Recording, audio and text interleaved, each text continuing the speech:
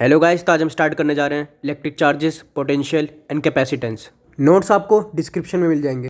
ये लेक्चर बहुत ज़्यादा यूज़फुल होने वाला है नीट, CUET और बोर्ड्स वालों के लिए। और वैसे भी अभी आपका एग्ज़ाम हुआ है, आप अभी अभी मतलब एक तरीके से एक फाइटिंग जोन से निकले हो। तो अगर आप अभी थोड़े दिन तक अगर इसमें रिलैक्स मारोगे तो आपको थोड़ी सी वही वाली हैबिट पड़ जाएगी ना पढ़ने वाली। तो मैं चाहता हूँ आपका फ्लो भी मेंटेन रहे। और कंपटीशन का तो आपको पता ही है, मतलब एक एक मार्क्स पे भी काफ़ी ज़्यादा रैंक खिसक जाती है। तो इस हिसाब से देखा जाए तो हमें अभी से ही अच्छे से प्रिपरेशन लेकर चलनी है। इस लेक्चर की ड्यूरेशन ही मैंने कुछ इस तरीके से रखी है कि आपको मतलब इतने ज़्यादा हैवी भी फील नहीं होगा और आपका पूरा चैप्टर कंप्लीट भी हो जाएंगे। तो स्टार्ट करते हैं अपने चैप्टर को। सबसे पहले पढ़ते हैं quantization of charge and Coulomb's law. तो बेसिकली चार्ज कभी भी फ्रैक्शन में नहीं होता। चार्ज हमेशा इलेक्ट्रॉन के चार्ज के मल्टीपल होता है, यानी Q is equal to plus minus N E, जहाँ इलेक्ट्रॉन की वैल्यू होती है हमारी 1.6 इंटू 10⁻⁻19 कूलम। अब इसको याद रखना, ये फ्रैक्शन में नहीं होता, ठीक है। अगर बॉडी न्यूट्रल से इलेक्ट्रॉन्स निकाल दो तो बॉडी पॉजिटिव चार्ज हो जाएगी। अब देखते हैं कूलम्स लॉ, जिसका फॉर्मूला होता है force is equal to K Q1 Q2/r²। तो बेसिकली हमारा F होता है फोर्स, Q1 Q2 हमारे होते हैं चार्ज, और K की वैल्यू होती है 9 इंटू 10⁹ न्यूटन मीटर पर कूलम स्क्वायर। और ये वैल्यू हमारी वैक्यूम में ली गई है। और वहीं हम अगर बात करें आर की, तो ये हमारा होता है distance between them. Same charge पर चार्जेस रिपेल होंगे, ऑपोजिट पर अट्रैक्ट होंगे। और मीडियम में फोर्स होती है हमारी F medium is equal to F vacuum upon K। So बहुत बार क्वेश्चंस घुमाकर पूछ लेते हैं, F मीडियम की वैल्यू दे दी हमें, तो डायरेक्ट फार्मूला ये वाला पुट करके आपका आंसर निकल जाएगा। अब हम करते हैं क्वेश्चंस की प्रैक्टिस। तो ये क्वेश्चन आप एक बार रीड कर लीजिए पॉज करके, देन इसका सोल्यूशन करते हैं। एक बार खुद से सॉल्व कीजिए। तो मैं सॉल्व करने जा रहा हूँ। Q इजिकल टू एनी का फॉर्मूला लगा देंगे हम यहाँ पे, और हमें नंबर्स गिवन है इसके 2.5 इंटू 10⁻13। और जैसे कि आपको इलेक्ट्रॉन्स की वैल्यू पता है 1.6 इंटू 10⁻⁻19। तो यहाँ पर अगर हम इसको सॉल्व करते हैं तो हमारा आंसर निकल कर आ जाता है 4 इंटू 10⁻⁻6 कूलम्स, और ये हमारा पॉजिटिव में होगा। अब आते हैं second concept, electric field and electric dipole. Electric field basically वो एरिया है जहाँ चार्ज फील करता है फोर्स, ठीक है। और डाइपोल दो इक्वल ऑपोजिट चार्ज को कॉम्बिनेशन को कहते हैं। डाइपोल मूवमेंट को हम P से डिनोट करते हैं, इसके ऊपर वेक्टर का साइन लगा देते हैं। नेगेटिव से पॉजिटिव की तरफ होता है इसका, ठीक है। अब इंपॉर्टेंट फार्मूलाज याद रखना, ये बहुत ज़्यादा बार रिपीट होते हैं। इलेक्ट्रिक फील्ड एक्सियल होती है हमारी 2kp/r³, और वहीं इक्वेटोरियल फील्ड होती है इसकी EQ इजिकल टू kp/r³, ठीक है। इस तरीके से याद रखना है, एक्सियल की ये हाफ होती है हमारी इक्वेटोरियल वाली। अब टॉर्क का फॉर्मूला देखिए, tau is equal to PE sin theta. तो आइए अब करते हैं हम क्वेश्चंस की प्रैक्टिस। तो हमें डाइपोल मूवमेंट इस तरीके से गिवन है, और इलेक्ट्रिक फील्ड हमें ये गिवन है, थीटा भी गिवन है। तो आपके हिसाब से कौन सा फॉर्मूला रखना चाहिए यहाँ पर, ठीक है, हमें क्योंकि इसमें टॉर्क निकालना है। तो हम इस तरीके से यहाँ पे फॉर्मूला पुट कर देंगे PE sin थीटा, और ये इसके यहाँ पे वैल्यू पुट करने पर हमारा ये आंसर निकल कर आ जाएगा 9 इंटू 10⁻⁻4 न्यूटन मीटर। एक स्मार्ट टिप भी याद रखना, टॉर्क डाइपोल को इलेक्ट्रिक फील्ड के साथ अलाइन करने की कोशिश करता है, ठीक है। जैसे इस तरीके से गिवन है, प्लस Q का एक चार्ज है और उसके बीच में डिस्टेंस है 2L, और इधर की साइड हमारा माइनस Q का चार्ज है। तो एरो हमारा कुछ इस तरीके से होगा इसका, टॉर्क का माइनस से पॉजिटिव की तरफ। एक्सियल लाइन अलोंग P यानी टॉर्क की तरफ, और इक्वेटोरियल लाइन परपेंडिकुलर ड्रॉ करो। इस तरीके से इन क्वेश्चंस को डील किया जाता है। अब हम बात करते हैं नेक्स्ट टॉपिक की, Gauss law and applications.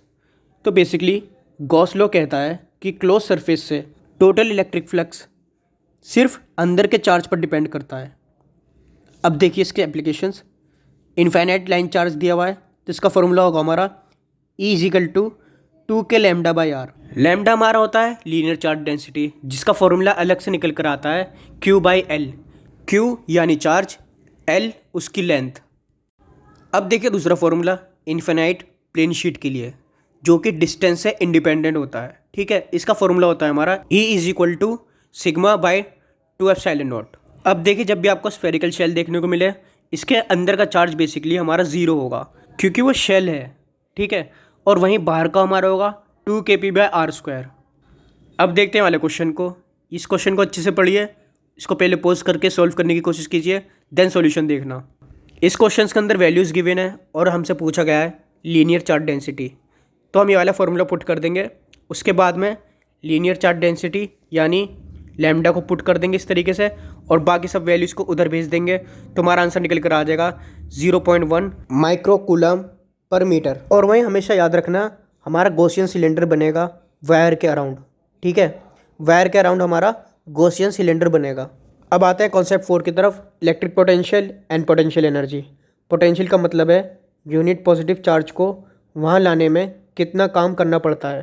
Potential energy दो चार्जेस के बीच की एक स्टोर्ड एनर्जी होती है। अब देखते हैं इंपॉर्टेंट फार्मूलाज। तो बेसिकली हमारा V होता है इलेक्ट्रोस्टैटिक पोटेंशियल, जिसका हमारा फार्मूला होता है KQ/R। डायपोल पोटेंशियल एनर्जी होती है हमारी, U से डिनोट करते हैं, इसका फार्मूला होता है -PE cos थीटा। जब भी आपसे क्वेश्चन के अंदर पूछा जाए work done in rotating dipole, तो इसका फॉर्मूला होता है हमारा W = PE cos θ1 - cos θ2। तो देखिए ये है हमारा basically diagram. Uniform electric field में जब भी हम θ = 0 डिग्री गिवन हो तो हमारा पोटेंशियल एनर्जी इसमें स्टेबल होगी और यूनिफॉर्म इलेक्ट्रिक फील्ड की ही डायरेक्शन में होगी।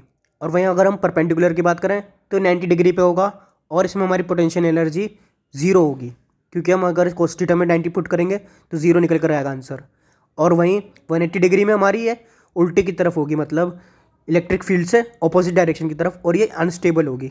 अब देखिए concept number 5, capacitance and dielectrics.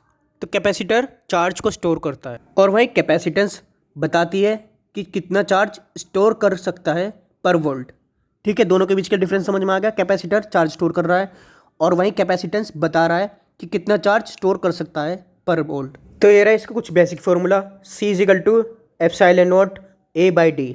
ए हमारा एरिया, डी हमारा डिस्टेंस।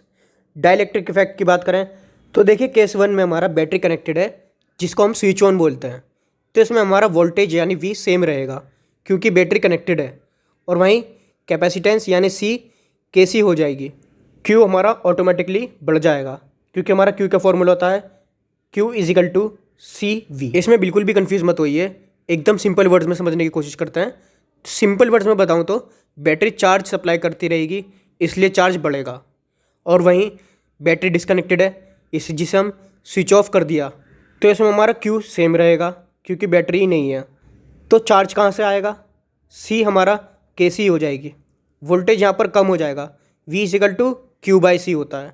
सिंपल लैंग्वेज में समझने की कोशिश करें तो चार्ज फिक्स्ड है, कैपेसिटी बढ़ गई है तो वोल्टेज गिर जाएगा। एनर्जी स्टोर्ड इन कैपेसिटर का फॉर्मूला देख लीजिए, U = ½ CV², या फिर इसको हम इस तरीके से भी लिख सकते हैं Q²/2C। वो डिपेंड करता है कि कब कौन सा पुट करना है सिचुएशन के ऊपर, कब आपको क्या गिवन है। तो चलिए हम क्वेश्चन को सॉल्व करते हैं। एक पैरेलल प्लेट कैपेसिटर की कैपेसिटी गिवन है 8 माइक्रोफैराडेज।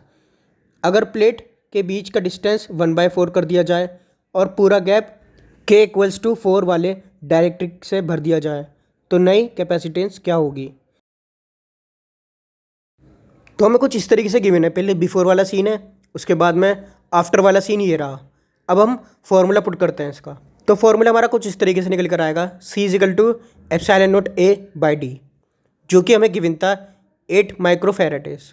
उसके बाद में हमें नया डिस्टेंस दिया गया, मतलब जिसको हम D' से डिनोट कर रहे हैं, D/4, और नया K हमें गिवन है K = 4। सो हमारी नई कैपेसिटेंस कुछ इस तरीके से निकल कर आएगी जिसे हम C' बोल रहे हैं। उसके अंदर हम जब इस वैल्यूज़ को पुट कर देंगे तो हमारा 128 माइक्रोफैराडेज निकल कर आएगा। तो सीरीज़ में हमारा फॉर्मूला लगता है कैपेसिटेंस का 1/C = 1/C1 + 1/C2। पैरेलल में लगेगा C = C1 + C2। Quick trick याद रखना, बैटरी लगी है तो V फिक्स्ड, बैटरी हटाई तो Q fixed. So current electricity बहुत बड़ा टॉपिक है, उसको हम नेक्स्ट लेक्चर के अंदर बहुत अच्छे से कवर कर लेंगे।